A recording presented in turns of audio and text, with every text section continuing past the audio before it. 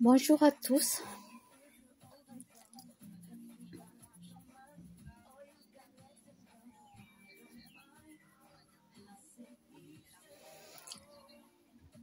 J'ai une journée chargée aujourd'hui. Ça me fait beaucoup.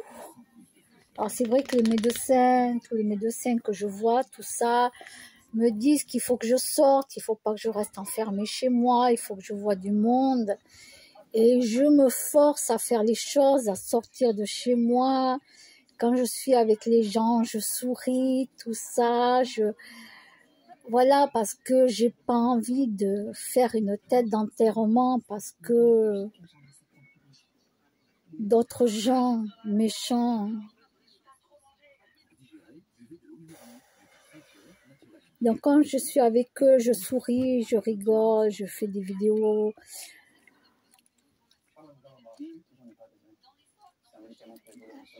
Mais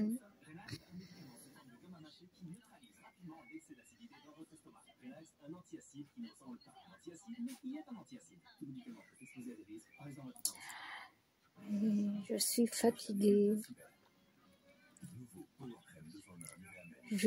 Quand je fais les choses, mais je me vide de mon énergie. Je suis vidée de mon énergie.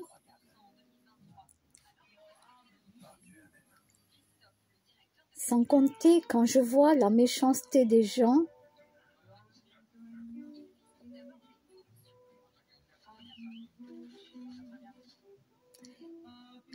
il y en a un, donc là, il a fallu que je redépose plainte. On m'a accompagnée. Voilà, j'ai quelqu'un qui m'a accompagnée, une personne dans un organisme qui est là, tout ça, qui était là avec moi et la police, tout ça. J'ai quelqu'un il m'a cassé ma fenêtre. J'ai gardé les choses qu'il m'a envoyées, tout ça, si jamais, au cas où. Après, ils pourront refaire des relevés d'empreintes s'il m'arrivait quelque chose.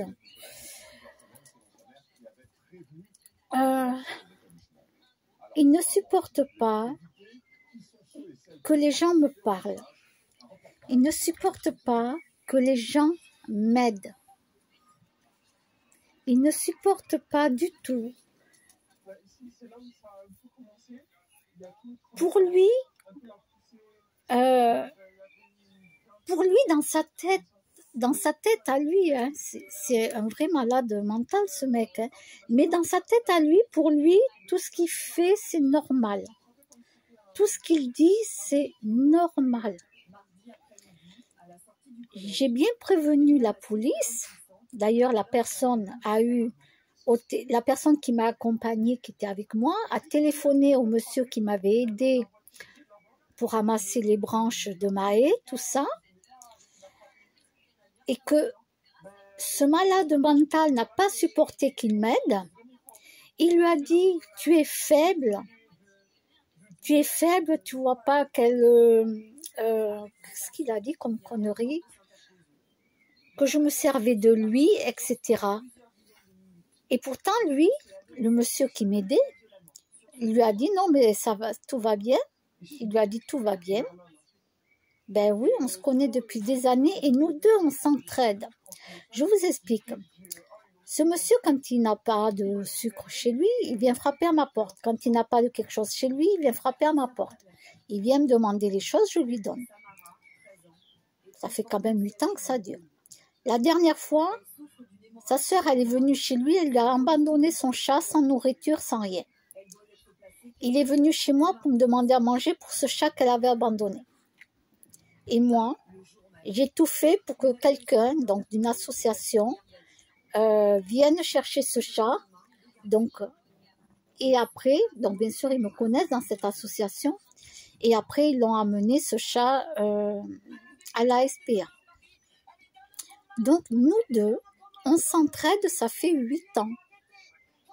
Mais c'est bizarre, ce mec-là, ce malade mental qui m'a cassé la fenêtre, il me dit pas à moi, tu es faible, fais attention, il t'utilise, il se sert de toi. À moi, il me le dit pas. À moi, il me dit pas ça. Bon, en même temps, peut-être qu'il n'est pas au courant que ça fait 8 ans qu'on s'entraide ensemble tous les deux. Hein. On s'entraide, on s'entend très bien. Des fois, quand on se croise en Haute-Ville, on va se boire un petit café, ou en Basse-Ville, plutôt en Basse-Ville, pardon. On va se boire un petit café ensemble et tout. Lui vient boire le café chez moi, moi je vais boire le café chez lui. On s'entraide. Alors non, il n'y a rien entre nous, bien entendu, et ça depuis le début. Et il n'y a rien du tout, il n'y a même pas une pensée, rien, ni de lui ni de moi. Tout va bien, ne vous inquiétez pas.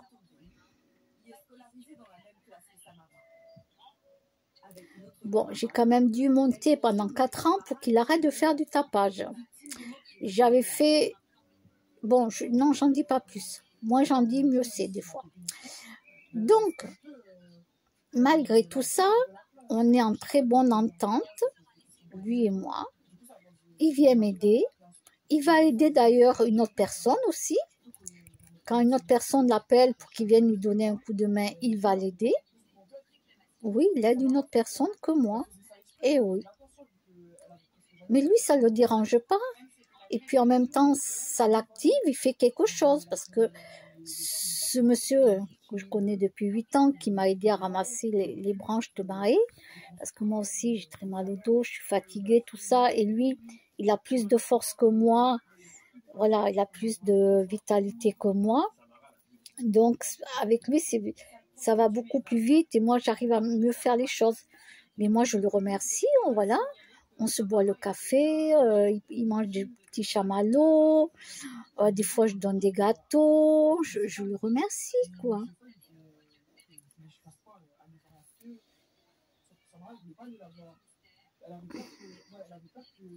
Et donc, on s'entraide tous les deux, parce que moi, il faut savoir que j'ai une grande fatigue. Alors, bien sûr, ça peut pas se voir, c'est pas comme comment dire, c'est pas comme un handicapé qui est dans un fauteuil roulant. C'est quelque chose que on vit. Donc, il n'y a que les gens qui vivent ça qui peuvent le comprendre. C'est quelque chose qu'on vit. C'est-à-dire qu'on s'épuise. On fait les choses et on s'épuise, on s'épuise, on s'épuise. Et des fois, il nous faut plusieurs jours pour arriver à remonter la pente. C'est pour ça que parfois, pendant un petit moment, je ne vais pas aller faire de courses. Ou bien je fais des vidéos 6 mois après. Des achats que j'ai faits pendant les soldes d'été, ils sont dans un coin, dans un sac, j'ai rien déballé, j'ai rien. Et je vais faire une vidéo en hiver.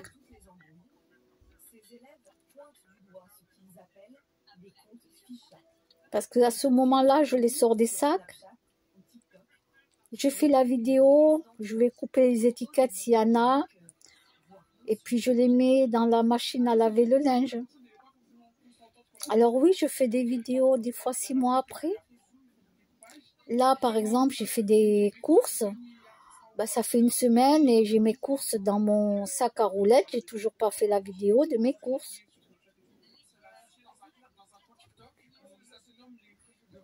C'est dans mon sac à roulettes. À un moment donné, il faudra bien que je les sorte, mes courses.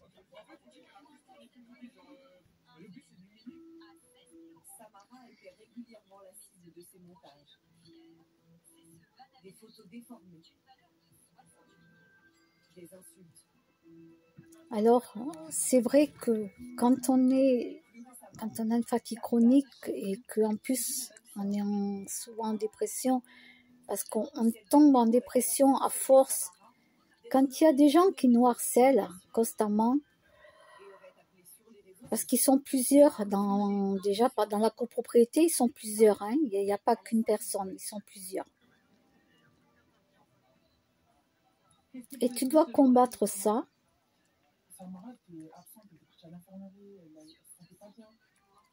C'est pas évident.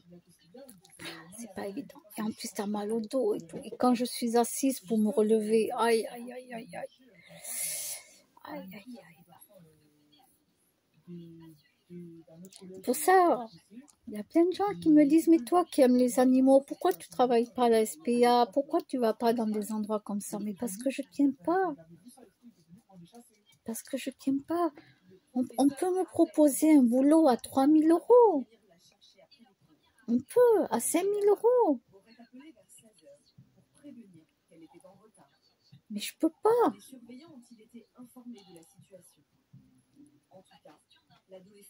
On m'a déjà proposé du travail avec un très très bon salaire. Le seul problème, c'est que je peux pas faire perdre du temps à la personne. Perdre du temps et de l'argent, c'est impossible. J'ai une conscience professionnelle, je ne peux pas. Je peux pas dire à la personne, bon là je suis fatiguée, là ça fait 2 heures que je travaille, je rentre chez moi, il faut que j'aille me coucher.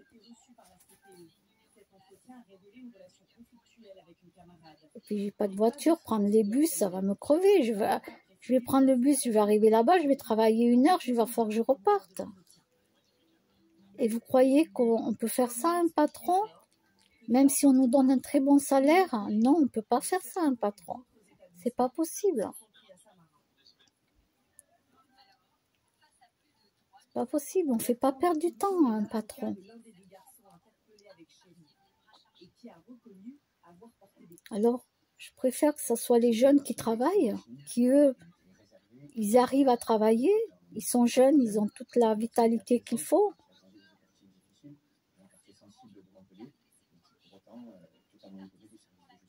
Moi, j'ai 52 ans.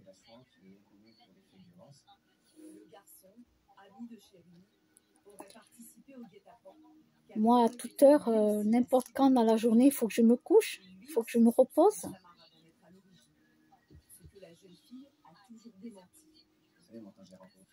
Quand je prends le train de Auch à Pibrac, une fois dans l'année,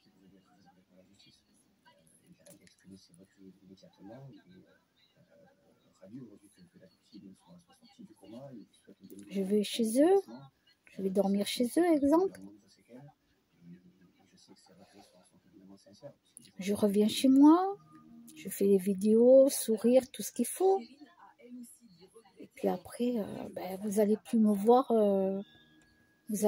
voir pendant 5 jours, 6 jours, je ne sais pas. Parce que je suis trop crevée. Donc je vais pas dans les magasins, je vais nulle part. Parce que prendre le train, aller chez mes amis, ne pas faire de sieste, rester éveillé toute la journée et tout. Le soir, on regarde un film ensemble. Souvent, je suis obligée d'aller me coucher avant que le film s'arrête. C'est arrêté, quoi. Parce que je ne tiens pas, il faut que j'aille dormir. Bon, ils le comprennent, il n'y a pas de souci.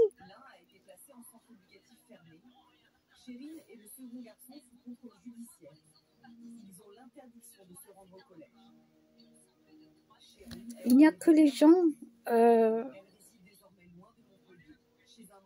il n'y a que les gens qui vivent ça qui peuvent le comprendre. Après, les autres peuvent pas vous ne pouvez pas le comprendre, vous ne le vivez pas. Vous êtes normaux, vous arrivez à tout faire. C'est pas un souci si vous dormez pas. Vous arrivez à tout faire, mais tant mieux pour vous.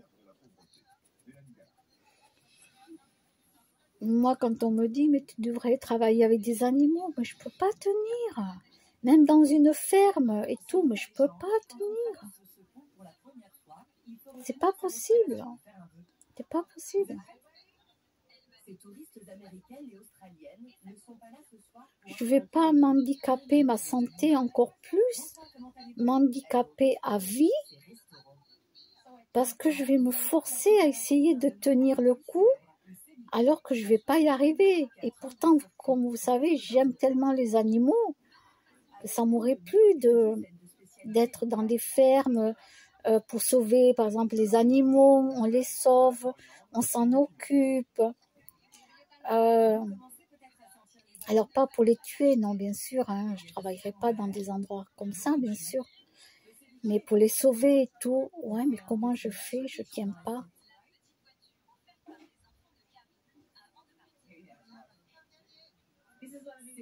Que ça soit bénévolement Par exemple, vous voyez les gens qui sont avec les caddies, les secours populaires, tout ça, tous les trucs comme ça, ils sont avec leur caddie et ils restent debout tout le temps, ou des fois ils s'assoient et les gens viennent, ils donnent des courses et tout. Ben, on m'a dit que tu peux faire ça bénévolement, tout ça, mais je tiendrai pas le coup. Je t'aime pas. Je dis, mais est-ce que tu comprends que je t'aime pas? Je vais être accoudée comme ça sur une chaise ou sur une table à m'écrouler, à vouloir à tout prix rester parce que... Ben non. Comme je vous ai dit, on m'a proposé un très bon travail plusieurs fois, avec un très bon salaire. Mais c'est fini, je peux plus. Je ne peux plus. En plus, je rentre dans l'âge, comme on me dit, dans l'âge des, on va dire, des pré-seniors. Moi, souvent, en rigolant, je dis que je suis une mini-vieille. Ben oui, j'ai plus 20 ans. Et quand vous rentrez dans un certain âge, ben, déjà, les gens qui arrivent à travailler, quand ils sont vieux, ils n'arrivent plus à trouver du travail. À partir de 50 ans, ça dégringole. Alors, imaginez moi dans mon état où je suis obligée d'aller me coucher et me reposer. Non, mais j'ai tellement donné dans ma vie, j'ai tellement travaillé, j'ai fait des heures pas possibles parce que je voulais à tout prix avoir ma maison. En juin dernier, l'établissement d'un jeune chef péruvien, Virgilio Martinez, rafle la première place au 50 Best, un classement qui récompense les 50 meilleurs restaurants de la planète. Et finalement, ça abîme tout, le corps, l'esprit, tout, ça abîme tout. À supporter des choses qui sont insupportables jusqu'au jour où tout lâche. Tout lâche. C'est ce qui m'est arrivé. 60 écoles de cuisine ont fleuri dans le pays. Il y en a 2 fois plus qu'il y a 10 ans. Voilà, donc là je me repose. J'ai ils ont un peu trop marché. Donc je suis fatiguée. Mon corps il est un peu mal partout. C'est un peu... Astrid, c'est elle. Le couple est délicieux. Voilà. Cette pâtissière d'origine allemande a créé cette institution en 1994 avec son mari, le chef péruvien Gaston Acorio. Et à chaque fois qu'il vient, il est très charmant. C'est un amour. C'est le premier établissement à avoir gagné une renommée mondiale. Et c'est pas marrant de passer sa vie chez la police, d'aller dire les choses à la police,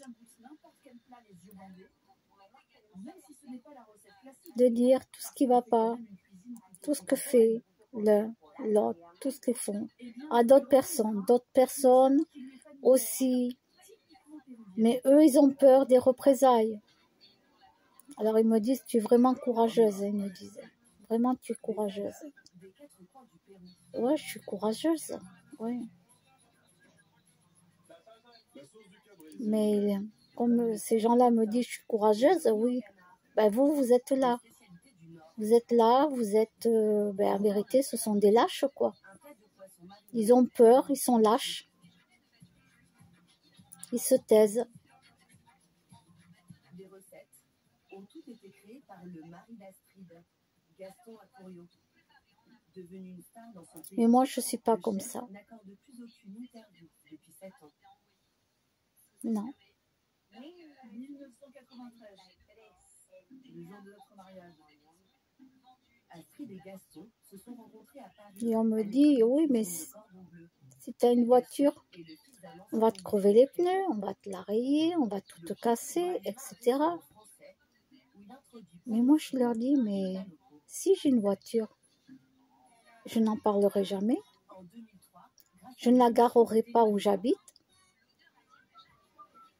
On ne saura pas où elle sera garée. On ne saura pas que j'ai une voiture. Et je n'en parlerai pas. Personne ne sait si j'ai une voiture ou pas. Je n'en parlerai jamais.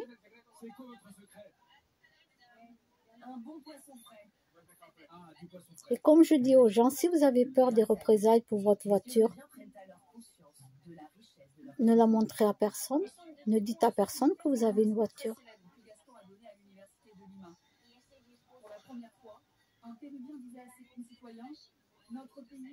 Quand vous connaissez des gens qui ont un garage, voire deux garages, mettez-les chez des gens que vous connaissez.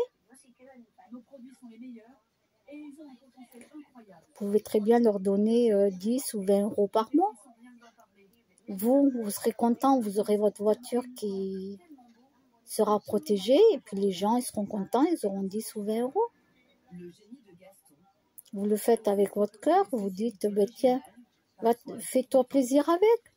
Et si vous ne donnez pas d'argent, que vous préférez leur acheter quelque chose, un parfum qu'ils aiment, ou vous les invitez au restaurant, une fois dans le mois, ou un bouquet de fleurs, vous faites quelque chose. Mais si vous avez peur des représailles, ne montrez jamais votre voiture. Ne dites jamais si vous avez une voiture. Jamais. Servi sur une crêpe de maïs façon tacos, le couille est même devenu un des best-sellers du restaurant. Après, pour ceux qui supportent les perruques, parce qu'il y a des gens qui vont supporter des perruques, mettez-vous des perruques, changez tout, votre façon de vous habiller, votre façon de marcher, changez tout, qu'on ne vous reconnaisse absolument pas. Et vous allez récupérer votre voiture et vous partez. Ni vu, ni connu. Je donne ce conseil pour les gens qui ont peur des représailles.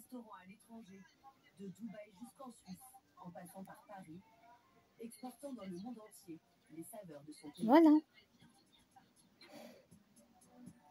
Sa renommée a aussi ouvert de nouveaux horizons aux jeunes péruviens de conditions modestes. Moi, personne ne sait quoi que ce soit là-dessus Comme Brans, et ne le saura pas. sa passion pour la cuisine et sa planche de salut.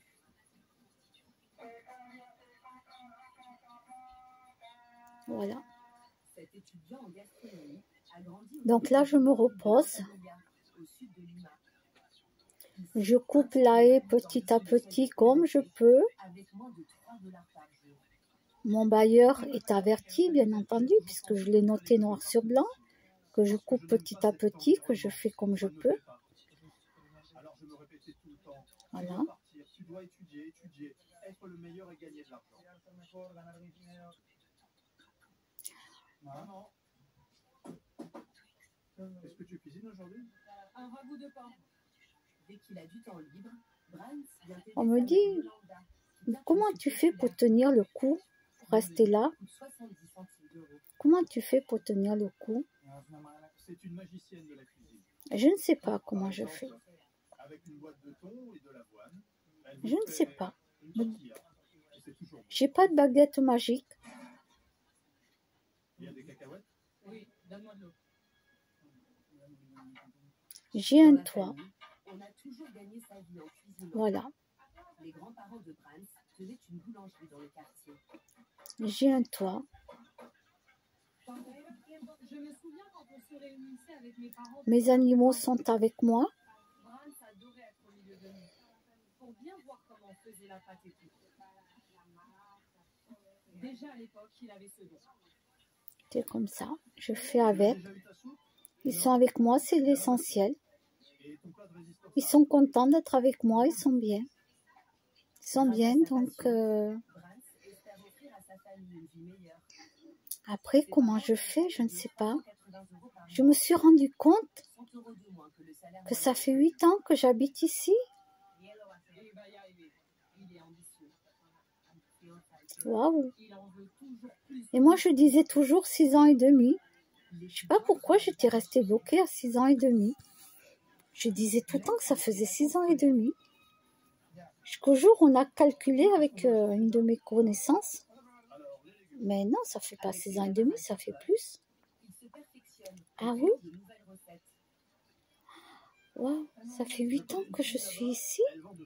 Alors que quand je suis venue ici, je comptais pas rester plus d'1 an. Parce que je m'étais dit, bon, le temps de me reposer du déménagement, j'allais demander à mon bailleur donc un logement plus grand.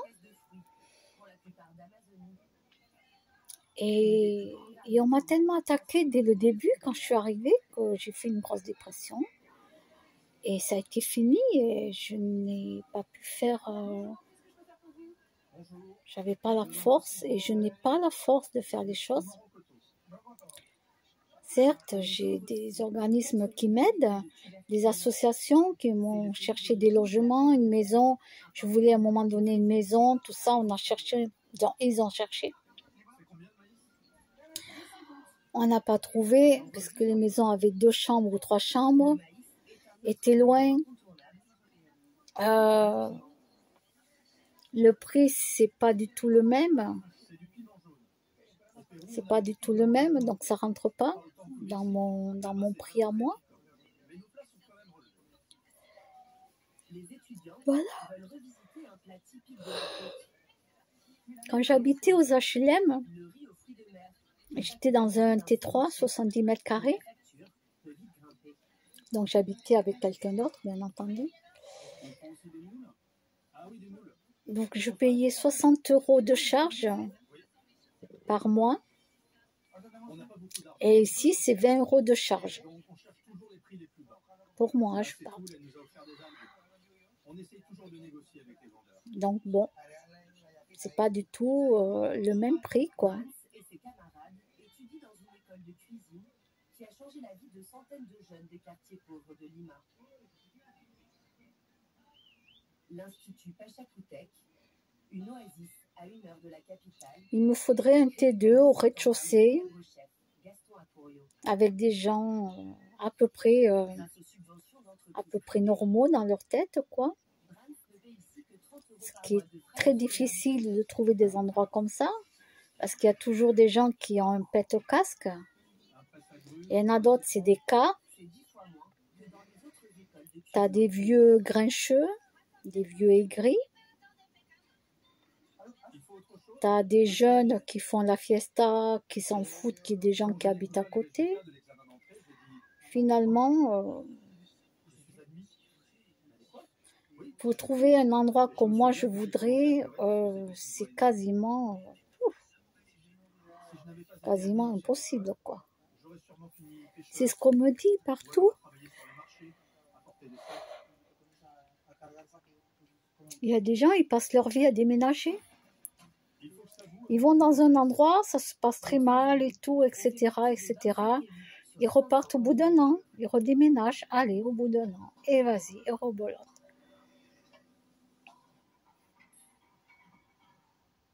La gastronomie a un grand pouvoir, celui de faire tomber les barrières, d'effacer les différences socio-économiques et d'offrir des opportunités à n'importe quelle personne. Si tu aimes cuisiner, alors bienvenue à toi.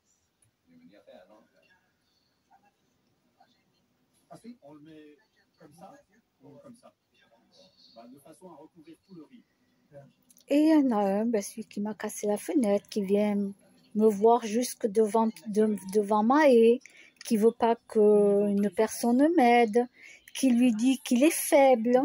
Vous vous rendez compte, il lui dit en plus qu'il est faible. C'est délicieux. Avant d'égaler les étoiles montantes de Lima. Qu'il est faible.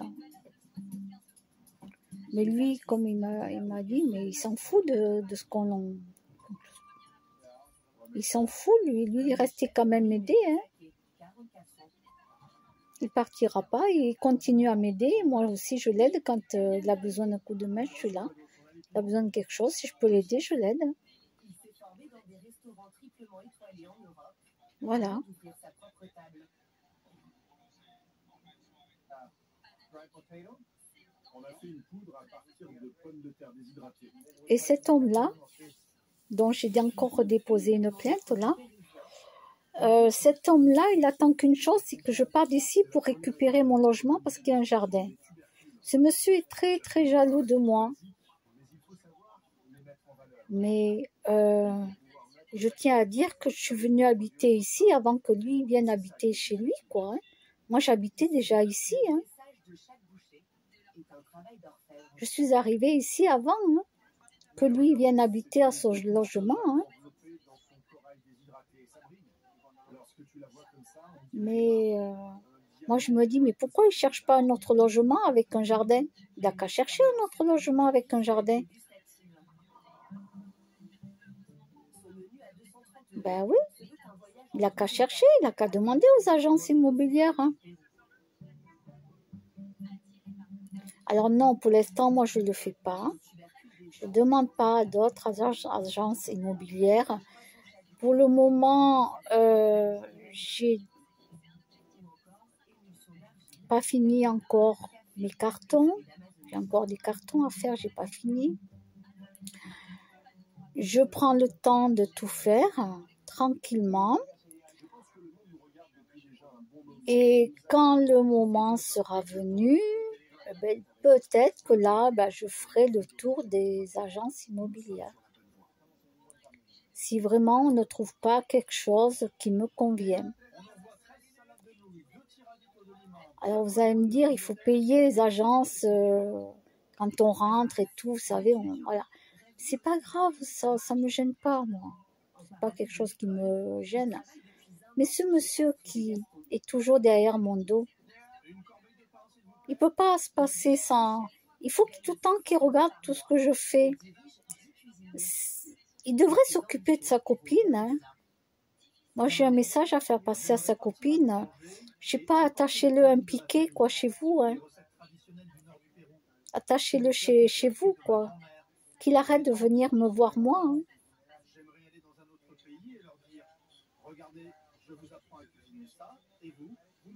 Parce qu'il a beau faire son kéké.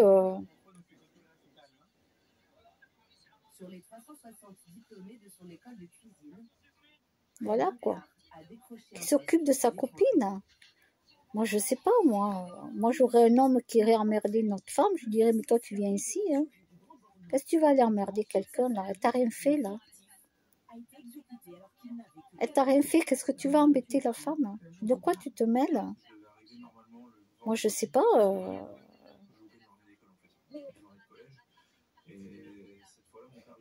Je sais pas. Mais mêlez-vous de votre vie, quoi. Si on m'aide, qu'est-ce que ça peut faire? Si moi j'aide quelqu'un, qu'est-ce que ça peut faire?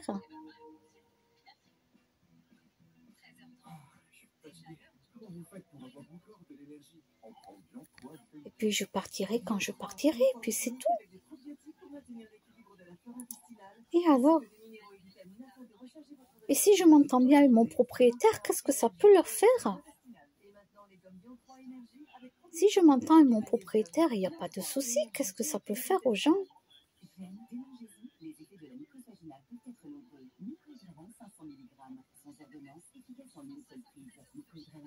Et en plus, il dit non, c'est pas vrai.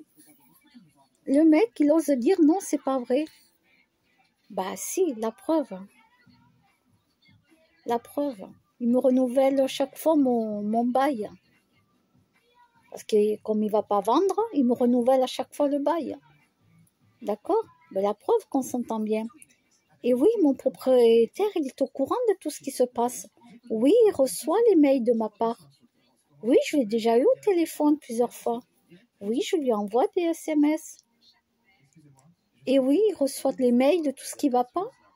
Il est au courant de tout ça. Bien sûr, il est au courant, bien sûr. Voilà. Je lui ai même dit que voilà, s'il avait une maison à louer ou quelque chose de plus grand, qu'il pense à moi pour faire une location dans quelque chose de plus grand au rez-de-chaussée. Voilà.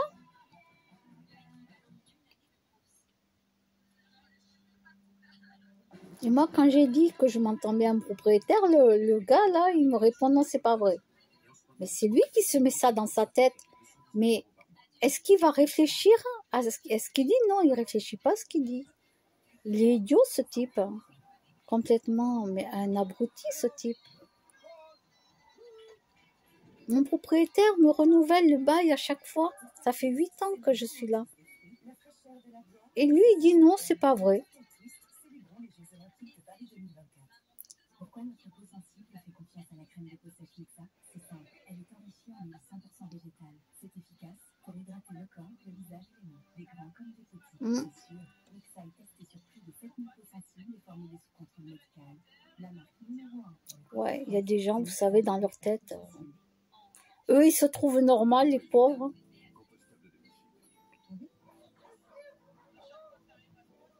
Et dire qu'ils trouvent ça normal.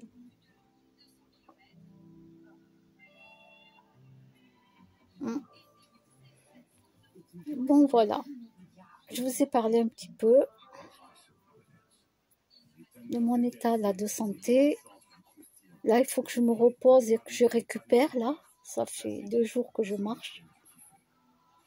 Et là, je coupe un peu ma haie petit à petit. Avec le sécateur. Vous allez me dire, ben, faites venir quelqu'un, tout ça. Non, je le fais tranquillement. J'ai pas envie de mettre de l'argent là-dedans pour que quelqu'un vienne me couper la haie. Je me le fais, moi. Du moment qu'elle est coupée, c'est l'essentiel. D'accord? Dans mon contrat, il n'y a pas marqué, il faut qu'elle soit coupée de telle date à telle date, la haie. Non. Il faut juste qu'elle soit coupée. C'est tout. Il ne faut pas qu'elle monte à 5 mètres, quoi. C'est tout. C'est tout. Il n'y a pas de date précise. Et je la coupe comme je la coupe. L'essentiel, c'est qu'elle ne fasse pas 5 mètres de haut. Voilà. C'est tout.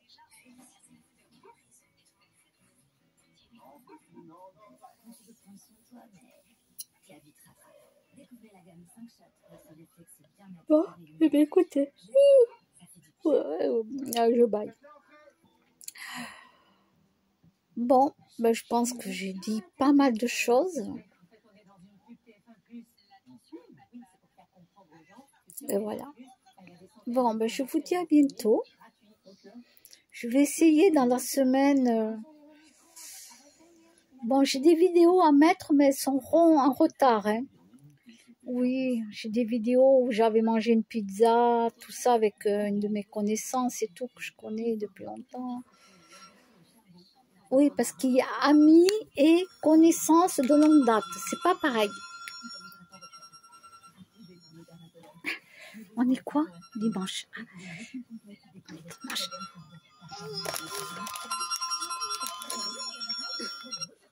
Ok. J'avais pas vu, il est déjà... Ok. Ouais, je mets mon téléphone à sonner, là, l'autre téléphone. C'est un téléphone qui... à touche. À touche, il me sert juste pour mettre le réveil. Pour me rappeler que j'ai tel truc à faire, parce que sinon, j'oublie tout, moi. Ben là, je me donne jusqu'à jeudi pour retrouver ma carte bleue, ma carte vitale et mes photos d'identité. Je me donne jusqu'à jeudi. On est dimanche. Il faut que j'arrive à retrouver mes photos d'identité parce que si je ne retrouve toujours pas ma carte bleue, ça fait longtemps que je l'ai perdue, très longtemps. Non, j'ai pas fait opposition, non, elle doit être chez moi quelque part. Non, j'ai pas fait opposition, personne m'a pris de l'argent dessus, personne n'a fait des achats sur Internet. Non, ma carte vitale, c'est pareil, j'ai rien fait. Hein. pharmacie, je donne la feuille, l'attestation de la sécurité sociale, et c'est bon, hein, là, mon papier de la mutuelle, et c'est bon. Mais je me donne jusqu'à jeudi, pour vraiment, là, je me dis, jeudi, il faut que je retrouve mes photos d'identité, et là, tant pis, je refais ma carte bleue, encore une fois, et encore, le banquier va être fou, mais Madame Garcia, il m'avait dit au téléphone, vous arrivez à perdre votre carte bleue dans 25 mètres carrés? Ah oui, j'ai dit, si vous savez, j'ai dit. Oui. Et puis tant pis, la carte vitale, je vais la refaire. Il faut que je retrouve mes photos d'identité que j'avais faites. Oui. Je sais pas où je mets les choses. Je sais pas comment je fais. Je ne sais pas. Vous arrivez dans la vallée du Grand Bornand, devant le chalet où vivent votre mère, votre beau-père et leurs 3 enfants, donc votre petit frère et vos 2 petites sœurs, mais personne n'est là. Alors je me donne jusqu'à jeudi. Et puis jeudi, là je fais tout, quoi. Jeudi ou vendredi, là j'y vais, je fais tout. Je fais tout le jour même. Voilà, jeudi ou vendredi. Je me donne en tout cas jusqu'à jeudi pour trouver mes affaires. Oui, parce qu'il faut que je puisse quand même me reposer un peu aussi. Hein. Non, je ne peux pas rester 24 heures debout comme ça. Hein. Non, il faut que je me repose. C'est pour ça que c'est long pour moi de chercher les choses, de faire les choses. C'est long. C'est très long. C'est pour ça que là, je vais m'imposer jusqu'à jeudi. Et si mercredi soir, j'ai rien trouvé, là, il faut que je refasse tout, soit le jeudi, soit le vendredi.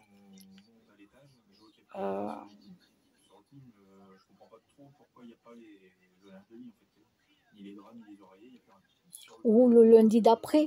À la rigueur, je me donne encore une semaine. Je me donne une semaine jusqu'à dimanche. Et puis le lundi d'après, là, je me dis, ah non, les banques sont fermées le lundi, mince. Alors le mardi d'après. Là, elles sont fermées, les banques. Donc, là, je ferai tout en même temps. La banque, la sécurité sociale, je ferai tout en même temps. Et puis, on va encore me dire, c'est pas possible, vous avez encore... Mais comment vous faites? Vous avez encore perdu votre carte?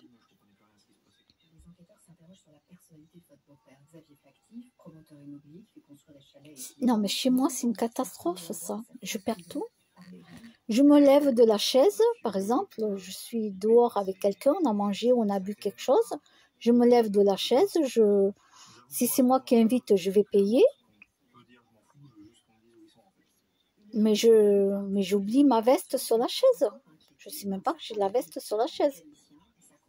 Je m'en vais avec la personne et puis on m'interpelle de loin. Ma veste. Ah oui, j'ai oublié. Je vais à la banque, je dépose ma baguette de pain en dessous, là en bas, vous savez, vous avez le comptoir et puis en dessous, des fois, il y a un truc là en bas.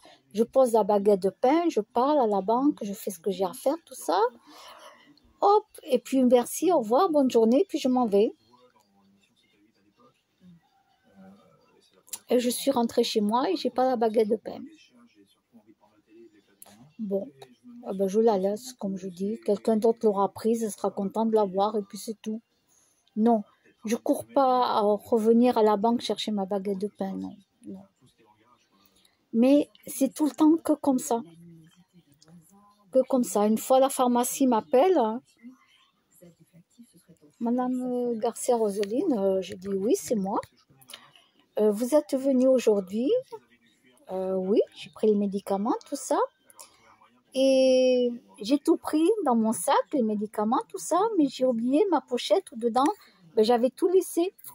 Les ordonnances, tout ça. Voilà. Bon, mais c'est pas perdu, c'est à la pharmacie. Je dis, je reviendrai dans la semaine les chercher. Hein. Bon, c'est pas pressé, c'est chez vous, tout va bien. Voilà. Mais c'est comme ça.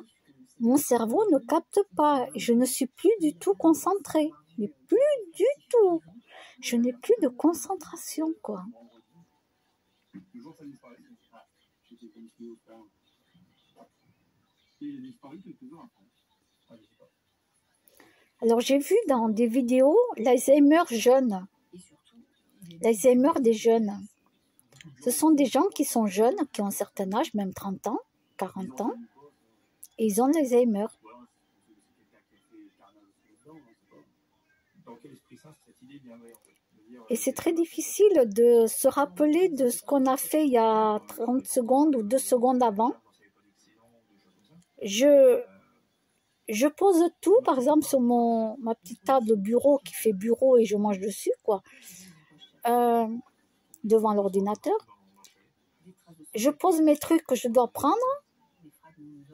Hop, j'ouvre le frigidaire, je prends le truc dans le frigidaire que je dois amener à quelqu'un. Je ferme le frigidaire, je mets le truc dans mon sac et hop, je m'en vais chez moi. Et j'ai oublié ce que j'avais posé sur la table. Complètement, le néant total. Je ne me rappelle absolument pas de ce que j'avais posé. Là, j'ai le frigidaire à côté. Eh bien, rien, c'est vide. Même une méduse qui n'a pas de cerveau est capable de se souvenir des choses.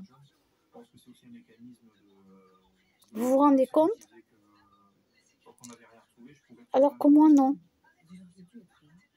C'est une catastrophe.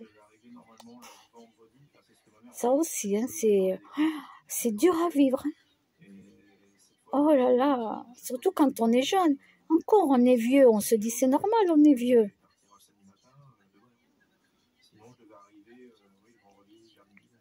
Mais moi, j'ai ce problème depuis toute petite, quoi. Ça a commencé toute petite.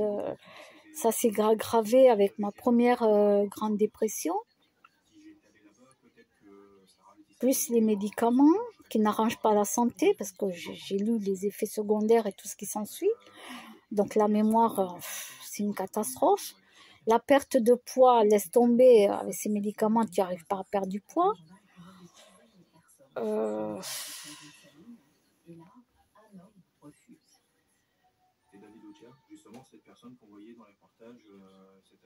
Et ouais, sans les médicaments, j'arrive pas à dormir. Voilà. Et après, il faut les changer, les médicaments, parce que mon organisme s'est habitué au bout de tant de mois à la molécule du médicament. Donc, du coup, je dors plus. Donc, du coup, il faut rechanger d'autres médicaments. Ah ouais, parce que sinon, je dors pas. Et ouais. Et ouais. Et le problème, c'est que ça aide pas à mincir. Et non, ça aide pas à mincir. Peu de temps après, David Okia passera aux aveux, ou presque. Il explique en fait qu'il a... La cortisone. Vous savez que quand vous avez des douleurs atroces pour X raisons ou des trucs, voilà, je ne vais pas raconter toute ma vie. Vous savez que quand vous prenez de la cortisone, vous pouvez monter jusqu'à 30 kilos quand même. Hein. Attention, ça rigole pas quand vous prenez de la cortisone. Hein. Quand vous en prenez assez longtemps, vous prenez du poids, je ne vous dis même pas quoi. Hein. Attention, hein. Et ouais, mais des fois, il n'y a que ça pour calmer les douleurs qui sont trop fortes, quoi. Et voilà.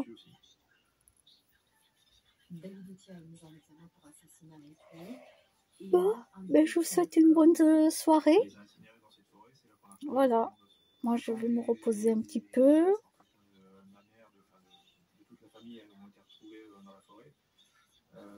Là, j'ai laissé l'ordinateur tourner. Donc, vous entendez parler, mais c'est l'ordinateur. Hein.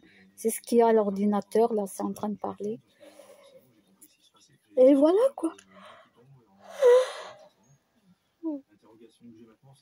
Voilà. Il faut que j'arrive à me reposer parce que je vais avoir ma famille qui va venir. Et après, on ira à la boulangerie. Tous ensemble, on ira à la boulangerie. Voilà. Oui, je ne vais pas prendre le train à chaque fois. Donc, eux aussi, ils viennent, ils ont la voiture. Hein. Ils ont la voiture et puis ils sont pas fatigués comme moi, donc ça va.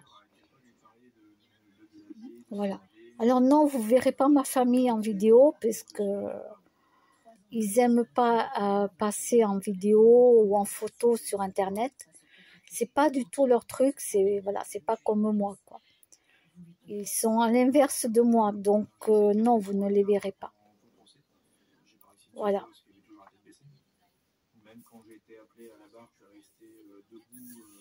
Bon, ben je vous laisse. Au revoir.